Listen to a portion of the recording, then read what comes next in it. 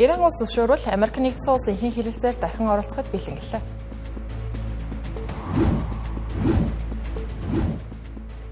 Дэлхийн сэргээгдэх эрчим хүч, батарей, цахилгаан автомашины нийлүүлэлтийн 70% Хятад улсаас хамааралтай байна.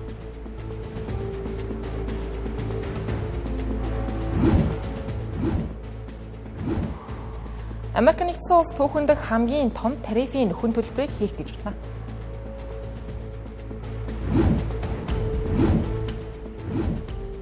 Их Британи улсын ерөнхий сайд Кир Стармер Жеффри Эпстейний хэргийн улмаас огцорч магадгүй байна.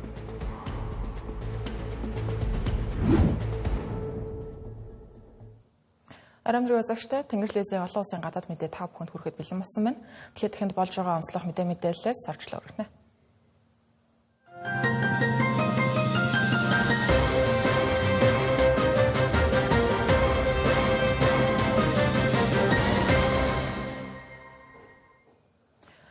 Иран улс нэмэлт хэлэлцээ хийхийг зөвшөөрөх юм бол Америк нэгдсэн улсын дэд ерөнхийлөгч JD Vance өнөөдөр Америк нэгдсэн улсын дипломат төлөөлөгчдийн багийг ахаж Пакистан улсын нийслэл Исламабад хот руу нисэх төлөвтэй байна гэж мэдээлэл гарлаа. Одоогийн галз зогсоох хэлэлцээрийн хугацаа дуусах төхөж байгаа ийм үед энэхүү айлчлал маш чухал ач холбогдолтой байна. JD Vance-ийн хамт ерөнхийлөгч Дональд Трампын тусгай элч Стив Витков зам хүргэн Жаред Кашнер нар явах төлөвтэй. Гэхдээ Иран улсын ерөнхийлөгч Масуд Пезешкан Америк нэгдсэн улсад итгэж чадахгүй, итгэл алдарсан хിവэрэ байна гэдгээ хэлж байна. Мөн тэрээр Америк нэгдсэн улс Иран улсын засгийг буулгах гэж оролдож байна. Ираны даар түмэн хүчээр шахагдаж бууж өгөхгүй гэлээ. Гэхдээ Reuters агентлагт ирсэн Техран дахь их сурвалжуудын мэдээлэлээр Техран хэрэлцээнд оролцохоор судалж байгаа. Хэрвээ JD Vance оролцвол Ираны төлөөлөгчдийг парламентын дарга Мохаммед Багир Галибаф дахин ахлах магадлалтай гэсэн байна. Галибафын хувьд Иран улсын дахид барууны чиглэлийн улс төрчдийн нэг гэж хэлж болно. Маш хатууд уламжлалт сэтгэлгээтэй. Тэрээр мигмар гарагийн өглөө цахим сүлжээнд байр суурь илэрхийлсэн. Гэхдээ Иран дарамт шахалтан дор Америк нэгдсэн улстай хэлэлцээ хийхгүй. Байлдааны талбарт шинэ хүзрөө дийлэхэд бэлэн гэж хэлсэн. Ормосын хоолой маргаан болон Америк нэгдсэн улсын тавьж байгаа шаардлагуудын тухайд ярил Иран ормосын хоолойд тавьсан Америк нэгдсэн улсын бүслэлтийг зогсоохыг шаардаж байна. Мөн Дональд Трамп Иранд цөмийн зэвсэг хөгжүүлэхийг хизээж зөвшөөрөхгүй гэсэн байр сууриа дахин илэрхийлж, шаардлагатай бол Иран улсын удирдагчтай бичлэн уулзахад билээ гэдгээ хэлсэн байна. Үүний өмнөхөн Дональд Трамп New York Post цэнэнд өгсөн ярилцлаганд JD Vance-аар ахлуулсан баг аль хэдийн хөдөлсөн өнөөр Исламабадад хүрнэ гэж мэдээлсэн. Удалгүй Америк нэгдсэн улсын албан тушаалтнууд энэ мэдээллийг залруулж хэрэлцээ болох хэсэг нь баталгаатай биш байгаа. Баталгаатай болсны дараа JD Vance мигмар гарагийн өглөө Улаанбаатар хотын цагаар бол өнөө орой хөдөлнө гэж тайлбарсан байна.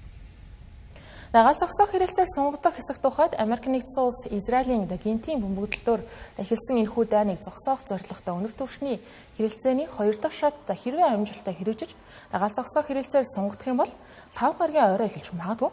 Дональд Трамп галз зогсоох 2-7 хоногийн хугацааг Вашингтон хотын цагаар 5 гаругийн орой хүртэл сунгаж энэхүү чухал уулзалтыг зохион байгуулахад 24 цагийн нэмэлт хугацаа олгосон байна. Мөн тэрээр Bloomberg-т өгсөн ярилцлаганд энэ хугацааг цааш сунгах магадлал бага гэж хэлсэн. Гэхдээ нөгөө талаар муу хэлэлцээрт яарахгүй бидэнд хангалттай хугацаа байна гэж ийм зөвчөртэй байр суурийг илэрхийлсэн байна. Өмнөх хэлэлцээ яагаад бүтлгүүцсэн тухайд товч тайлбарлал энэ сарын эхээр JD Vance-ийн ахалсан Америк нэгдсэн улсын дипломат баг Иран улстай 21 цагийн турш үргэлжилсэн хэлэлцээ хийсэн. Гэхдээ амжилтгүй болсон. Учир нь Иран цөмийн байгууламж зогсоох 440 кг өндөр баяжуулсан ураанаа хүлээлгэн өгөх гэсэн Америк нэгдсэн улсын шаардлагыг хүлээн аваагүй. Харин Иранчууд Америк нэгдсэн улсад итгэх итгэл дутмаг хിവэрэ байгаа. Эцсийн хэлэлцээрт хүрсэн тохиолдолд дахин довтлоонд өртөхгүй гэсэн баталгаа шаардж байгаа юм. Хэдийгээр 5-7 хоногийн турш хүчтэй бөмбөгдөлтөнд өртсөн ч гэсэн Техраны их баригчид өөрсдийгөө ялагдсан гэж үзэхгүй хിവэрэ. Пакистан хэрэлцээнд бэлтгэж байгаа. Пакистан улс нэм гарагаас эхлэн нийслэлд өндөр түвшний хамгаалтыг тогтоосон байна. Нийтийн тээврийг төр зогсоосон зам хэрэлцээний үеэр цахилгаан таслахгүй байх амлалтыг өгсөн. Сүүлийн үед Пакистан даяар өдөртөө 6-7 цагийн турш цахилгаан тасрах хэвийн үзэгдэл болсон байна. Энэ нөрөө ормосын хоолой дайны улмаас хаагдаж, нефт байгалийн хомсдол үүснээс улбаатай байна. За Америк нэгдсэн улсын анхаарал сарнсан мөчийг Бээжин ашиглаж байна гэх гарчигтай нийтлэлүүд олон улсын хэвлэлүүдээр чамгүй их гарах болоод байна. Үнэхээр ч Ираны данг хятад зарим талаараа ашиг тустай байж болох хэд хэдэн аргументуудыг судлаад шинжээж дэвшүүлж байгаа. Энэ нь өөрөөсөө хятад дипломат нөлөөгөө нэмэгдүүлэх, за мөн цэвэр эрчим хүчний салбар дахь байр суурийг бэхжүүлэх, түншлэн Америк нэгдсэн улсын цэргийн ажиллагааны талаар мэдээлэл цуглуулах боломжууд гэсэн ийм аргументууд байна. Ямар ч байдлаар энэхүү мөргөлдөөнд оролцож хэмжээний зардал гарах шаардлагагүйгээр эдгээр давуу талуудыг олж авч байгаа гэдгийг санах хэрэгтэй. Юун түрүүнд зэвсгийн тухайд Америк нэгдсэн улсын зэрэг зэвсгийн нөөц энэ дайны улмаас мэдэгдэхүйц багассан гэж байна. Америк нэгдсэн улс энэхүү Ираны дайнд JASSMER гэх нэртэй үл үзэгдэх далавчид Пуужингийн нөөцийнхөө ойролцоогоор 80%-ийг нь ашигласан. Мөн номхон далайн бүсээс хүртэл нөөцөө татан авч хэрэгэлсэн гэж сурвалжууд мэдээлж байгаа. Мөн Tomahawk Пуужин Patriot агаарын тоглоомоос хамгаалах систем та зэрэг Пуужингийн системүүдийг энд дурдж байна. Шинжээчдийн үзэж байгаагаар Америк нэгдсэн улс Өмнөд Солонгосоос Пуужингийн хамгаалтын системийг татсан. Мөн Азийн хэд хэдэн холбоотнуудаас Patriot системийг буцааж авсан гэсэн байна. Мөн тэнгисийн хүчээ номхон далайгаас Персийн булан руу шилжүүлсэн гэж байгаа. Сөүл, Токио, Канберра, Тайбэй Америк нэгдсэн улсын аюулгүй байдлын баталгаа тодорхой нөхцөлтэй шүү. За мөн байнгын биш шүү гэдэг дохио өгч байгаа гэсэн. Харин байлдааны явцаас Америк нэгдсэн улс хиймэл оюун ухааныг бай оногтой хэрхэн ашигладаг. За мөн тэнгисийн цэргийн онгоц тээгч хүлгүүдийг хэрхэн сэлгэн байршуулдаг вэ зэргийг харж болохоор байгаа юм. Хятад улс нь өөрөө Тайваныг өөрсдийн нэг хэсэг гэж үздэг. Харин Америк нэгдсэн улсын тухайд Тайваны тусгаар тогтнолыг хүлээн зөвшөөрсөн зүйл байхгүй ч гэлээ аюулгүй байдлын хувьд тусламж дэмжлэг үзүүлдэг ба. Америк нэгдсэн улсын үе үеийн ерөнхийлөгч нар Хятадтай харьцахдаа Тайваны асуудалд том болгоомжтой хандаж ирсэн. Мөн шууд нүүр тулгаас зайлсхийсээр ирсэн ба. Харин Бээжингийн зүгээс ч гэсэн Америк нэгдсэн улсын оролцоог эрс эсэргүүцдэг. Асуудал хүндэрч Хятад ирээдүйд хязээ нэгэн цагт Тайваныг нэгтгэхдээ цэргийн хүч ашиглахдаа тулах юм бол Ираны дан Хятадын хувьд Америк нэгдсэн улсын цэрэг зэвсгийн хүчин чадал стратегийг судлахад ямар ч симуляцаас илүү бодит туршлага болж байгаа юм. Дараагийн нэгэн давуу тал нь эрчим хүч. За Ормосын хоолой хаагдж хямрал үүсний улмаас Хятадын эрчим хүчний стратеги дэлхийд дахин зөв байсан гэдгийг баталсан хэрэг боллоо гэж хэлж болохоор. Ормосын хоолой хаагдсанаар газрын тос зам хийн нийлүүлэлт тасалдсанаар эрчим хүч нь нефтийн импортоос хэд хамааралтай орнуудын хувьд дахиад сандрал үүссэн. Үндэсний хэмжээний онц байдал зарласан улсууд ч гэсэн байна. Тэдгээр улс орнууд нэн даруй сэргээгдэх эрчим хүч рүү шилжихээр яарчилж байгаа юм. Дарин Хятад улс нь дэлхийн нар, салхи, батарей, цахилгаан автомашины нийлүүлэлтийн 70% хяндаг. Мөн эрчим хүчнийхээ 85%-ийг дотоодоос хангадаг байна. Сэргээгдэх болон цөмийн эрчим хүч нийт хэрэглээрийнх нь 20% мөн эзэлдэг. Энэ өнгөрсөн жил нефтийг давж 2 дахь томоохон их хүс өрн болсон байна. Түншлэн стратегийн газрын тасын нөөцөө бүрэн дүүргэсэн зэрэг Хятад маш олон давуу талууд эрчим хүчний салбарт байгаа. Удаахныг давуу тал нь дипломат байр суурь гэж хэлж болно. Америк замбраагүй дэлхийд дахин Хятад улс тогтвортой хүч болж өгч байна гэж зоглон улсын шинжээчид дүгнэж байна. Америк нэгдсэн улсын ерөнхийлөгч Дональд Трамп Ираныг байнга сүрдүүлж анхааруулга мэдээллүүдтэй маш хатуу. Зарим тохиолдолд доромж утгатай бүтүүлэг хэллэгүүдийг ашиглаж байгаа. Харин ийм байхад Хятад илүү намгүй дипломат аргаар нөлөөгөө тэлж олон улсад их тайвны тогтоохыг уриалж байгаа юм. Хамгийн сүүлчийн нэг давуу тал нь хиймэл оюун ухаан. Дайны нөлөө хиймэл оюун ухааны салбарч гэсэн гарч иж байна гэсэн. Персийн булангийн бүс нутагт Microsoft, Oracle, Nvidia зэрэг томоохон компаниудын олон тэрбум $, хөрөнгө оруулалтууд Ираны тоглооны улмаас геополитикийн эрсдэлд нүүр тулаад байна. Энэ Америк нэгдсэн улстай хиймэл оюуны салбарт хүчтэй өрсөлдөж байгаа Хятад улсын хувьд ашигтай байж болно. Өөрөөр хэлбэл барууны хөрөнгө оруулалт саадах тусам бүс нутагт Хятадын технологи давмгай болж хөрөнгө оруулалт Хятадын технологийн компаниуд руу очих нөхцөл бүрдэж байгаа юм. Дараагийн мэдээ. Дональд Трамп 2025 оны 4-р сарын 2-ны өдрийг чөлөөлөх өдрөө гэж зарлан худалдаа хийдэг бараг бүх улсдаа тариф нэмж, олон улсын худалдаанд томоохон зочирлыг үүсгэж санаргаад байсан. Тэгвэл энэхүү тарифын нэмэгдлийг шүүхээс хууль бусаа гэж үзэн зуцалж өнөөдрөөс Америк нэгдсэн улс тарифыг буцаан олгож эхэлсэн байна. $160 тэрбум буцаан олголт энд яригдж байгаа. Энэ нөр Америк нэгдсэн улсын түүхэн дэх хамгийн том нөхөн төлбөр болно. Тодорхойлох юм бол Америк нэгдсэн улсын дээд шүүхээс өнгөрсөн 2-р сард ерөнхийлөгч Дональд Трампын захиргааны зарласан тарифын нэмэгдлийг хүчингүй болгосон. Америк нэгдсэн улсын олон улсын худалдааны шүүх 3-р сард засгийн газраас цуглуулсан $160 тэрбум буцаан олгох шийдвэр гаргасан. Ингэснээр Америкийн компаниуд энэхүү чөлөөлөх өдөр гэх нэртэй тарифын хүрээнд төлсөн мөнгөө хүүгийн хамт онлайнаар буцаан авах хүсэл гаргах боломжтой болсон байна. Ойролцоогоор одоогийн байдлаар 330 мянган импортлогч буцаан олголт авах боломжтой байна.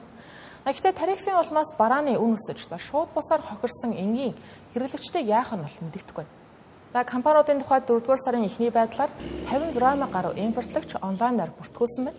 Нийтдээ 127 тэрбум $, буцаан олголтын хүсэлтийг гаргасан байна. Буцаан олголтын систем өнөөдрөөс албан ёсоор нээгдсэн. Америк нэгдсэн улсын гайл хил хамгаалах албаны мэдээлснээр энэхүү шинэ системийн онцлог нь компаниуд бараа тус бүрээр биш нэгтгэсэн дүнгээр буцаан олголт авах боломжтой юм. Амжилттай бүртгүүлсэн компаниуд 60-аас 90 хоногийн дотор буцаан олголтоо бүрэн хүлээж авах боломжтой. Wall Street-ийн шинжээчдийн тооцоолж байгаагаар томоохон жижиглэн худалдааны компаниуд асар их хэмжээний буцаан олголт авах төлөвтэй. Тухайлах юм бол City банкны шинжилгээгээр Walmart 10.2 тэрбум $, Target 2.2 тэрбум, Nike 1 тэрбум, замун Cap 400 сая $-ыг хүлээн авах боломжтой гэсэн ийм тооцооллуудыг гаргасан. Эдгээр буцаан олголт нь компани санхүүгийн тайланд нэг удаагийн ашиг хэлбэрээр тусна. Хувьцааг эргүүлэн худалдаж авах, үр төлбөр барагдуулах, бэлэн мөнгөний нөөцүүд нэмэгдүүлэх зэрэгт ашиглагдана. Гэхдээ буцаан олголт нь компаниудад ашиг авчрагч гэлээ хууль эрх зүйн эрсдэл дагуулах мөн болцсошгүй эрсдэлтэй. Учир нь олон компаниуд тарифын зардлыг хэрэглэгчдэд шилжүүлж барааны үнэ өсгсөн. Харвардын бизнесийн сургуулийн судалгаагаар тарифын нөлөө 2025 оны 10 дугаар сар гэхэд хэрэглээний үнийн индексийг 0.76% өсгсөн байна. Иймээс компаниуд буцаан олголт авах юм бол хэрэглэгчдээс шүүхэд дуудагдах магадлал байгаа гэж хуульчид анхааруулж байгаа юм. Мөн шинэ тарифууд дахин гарч ирэх магадлал байгаа. Дональд Трампын захиргаа тарифын бодлогыг өөр эрх зүйн хүрээнд сэргээх боломж судалж эхэлсэн гэж сурвалжууд мэдээлж байна. Даргаас мэдээ. Их Британи улсад Жеффри Эпштейний дуулан улс төрийн тогтолцоог нь томсолгож байгаа хэвээр. Ил болсон баримтуудад эрх баригч намын дотор хүчтэй зохилт олж бүр засгийн газрыг унах эрсдэлж гэсэн дагуулж магадгүй юм. Өнөөдөр ерөнхий сайд Кир Стармер парламентын доод танхимд Питер Менделсныг Жеффри Эпштейнтэй холбоотой гэдгийг нь мэдсээрэж Америк нэгдсэн улсад суух элчин сайдаар яагаад томилсон бэ гэдэг асуултанд тайлбар өгсөн баг. Тэгэхээр 2024 оны 12 дугаар сард Питер Менделсныг томилохдоо бүх аюулгүй байдлын дүрм журмыг баримталж бүрэн шалгасан ямар ч асуудал байхгүй гэж байсан. Гэвч дараа нь гадаад хэргийн яамны зарим албан тушаалтнууд анхны шалгалтын үеэр Питер Менделсныг Жеффри Эпштейнтэй холбоотой гэх баримтуудыг илрүүлсэн боловч Кир Стармерт энэ талаар мэдээлэлгүй нуусан бололтой. Кир Стармер энэхүү мэдээллийг өнгөрсөн 7 хоногт л анх удаа мэдсэн гэж өөрийгөө өнгөөсөн. Гэхдээ сөрөг хүчнийхэн үүнд итгэсэнгүй. Ерөнхий сайд болон түүний баг 1 жил гаруй хугацаанд энэ талаар мэдээгүй байх боломж байхгүй. Хариуцлага хүлээж яаралтай огцрох ёстой гэж шаардсан хэвээр. Тэгвэл Питер Менделсон гэж хинбэ тухайд тайлбарлал Кир Стармерийн томилгоогоор Америк дахь Британи улсын элчин сайдаар ажиллаж байсан харанхуй хунтайч гэх хочтой хүн ба. Америк нэгдсэн улсын хууль зүйн яамнаас нэмэлтээр дэлгэсэн баримтуудад Питер Менделсон зүгээр нэг холбоотой байгаа зогсохгүй төрийн нууц мэдээллийг задруулсан авилга хэл хахуулын хэрэгт холбогдсон байж болзошгүй болоод байгаа юм. Тодорхойлбол шинэ баримтуудад 2008 оны дэлхийн санхүүгийн хямралын дараа Питер Менделсон Жеффри Эпштейн засгийн газрын нууц мэдээллийг дамжуулсан байж болзошгүй. Мөн 2003-аас 2004 онд Эпштейнээс Менделсонд мөнгө шилжүүлсэн тухай бүртгэлүүд ил болсон. Жеффри Эпштейнтэй холбоотой асуудлаас гадна Питер Менделсон өмнө авилга хэл хахуулын дуулааны улмаас 2 удаа төрийн ажлаас огцорч байсан түүхтэй. Харин энэ удаа тэрээр зөвхөн халагдаад ажиллаагүй дуусгар байна. Энэ хэрэгтэй холбогдуулан тамгын газрын дарга Марган Максвини өөр огцорсон байна. Учир нь тэрээр Питер Менделсныг элчин сайдаар томилоход Кир Стармерт хамгийн их нөлөөсөн хүн юм байна. Тиймдээ ч өөрийн бурууг хүлээн зөвшөөрч өнгөрсөн сард өөрийнхөө хариуцлагыг хүлээнэ гэж огцорсон байна. Британи улсын улс төрийн нөхцөл байдлыг одоогийн байдлаар харах юм бол 2020 оноос хойш одоо хүртэл маш тогтворгүй байна. 2020 оны дунд үед эхэлсэн улс төрийн тогтворгүй байдал нам доторх маргаан зэрэг шалтгааны улмаар ерөнхий сайд нар ойр ойрхон солигдож байгаа.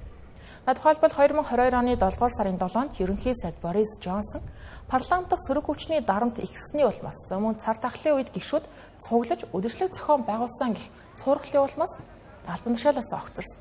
Түүний дараа 2022 оны 9 дугаар сарын 6-ны өдөр Лиз Трасс ерөнхий сайдаар томилогдсон боловч сар гарахгүй хугацааны дараагаар огцорсон байна.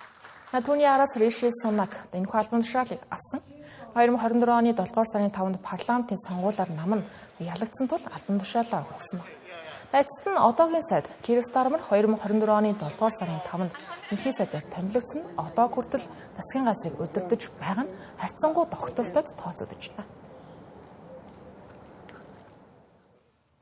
Хөтөлбөр үргэлжилж байна. Хөрвүүлэн бусад онцлог мэдээллийг товчоор өргөе.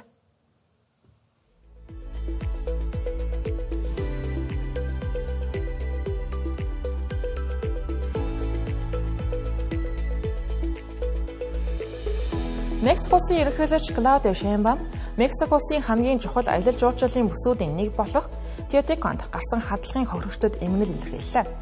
Зэвсэг этгээд түүхэн дурсал газарт гал нээж 1.32 настай Канада эмэгтэй амиа алдсан байна. Хандлагын үеэр гэмт этгээд өөрийгөө бууд унажээ.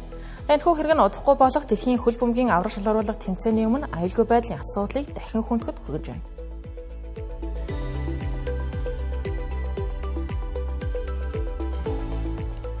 Ливан улсын өмнөд хэсэгт Израилийн цэрэг Есүс Христийн хөшөөг лантуугаар зохиж байгаа зураг сошиал сүлжээнд засагдж олон нийтэд сэхээхэн шүүмжлэлт дагуулж байна. Израилийн засгийн газар уг явдалд харамсаж байгаа гэдгийг илэрхийлэн Христийн шинжнүүдээс уучлал хүслээ. Орон нутгийн иргэдийн хэлснээр энэхүү хөшөө нь гэр бүлийн орон сууцны гадна байрладаг гэж. Үүнийг сэгэлж гэмтээс нь шинжнүүдний доромжилсан хэрэг гэгдэж байна.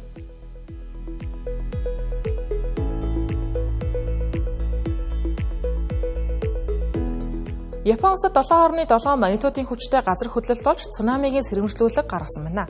Олон мянган иргэнийг далайн эргийн бүсээс өндөрлөг газар руу нүүлгэн шилжүүлсэн гэж албаныхан мэдээлж байна.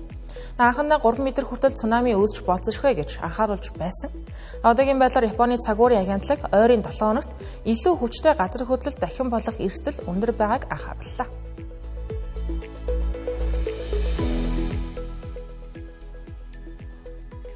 Ватикан дахь Америк нэгдсэн улс Филиппиний хамтарсан цэргийн сургуулилд эхэллээ. Хоёр талаас нийт 17,000 гаруй цэрэг оролцож 3-7 хоног үргэлжлэхээр төлөвлөгдсөн байна. Энэ жилийн сургуультанд Япон, Канада зэрэг орнууд анх удаа оролцохоор болсон байгаа юм. Олон улсад болж байгаа онцлог мэдээлэлээс та бүхэнд таймлан хүргэлээ. Анхаарлаа хандуулсанд баярлалаа.